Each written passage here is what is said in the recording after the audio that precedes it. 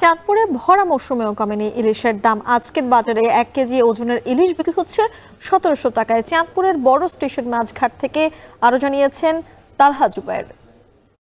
সাপ্তাহিক ছুটির দিনে ইলিশের রাজধানী খ্যাত চাঁদপুরে বিভিন্ন প্রান্ত থেকে মানুষজন এসেছেন মাছ কেনার জন্য, কিন্তু বাজারে আসার পরে মাছের দাম শুনে অনেকেই হতাশ হয়ে কিন্তু ফিরে যাচ্ছেন।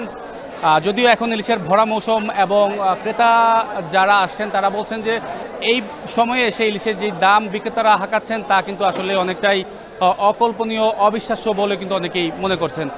যদিও বিক্রেতারা বলছেন যে এখন ইলিশের ভরা মৌসুম চললেও নদীতে যেই পরিমাণে ইলিশ পাওয়ার কথা জেলেদের জালে কিন্তু সেই পরিমাণে ইলিশ উঠে আসছে না, যার কারণে কিন্তু চাহিদার তুলনায় যোগান কম থাকায় কিন্তু ইলিশের দাম অনেকটাই বেশি বলে জানাচ্ছেন বিক্রেতারা।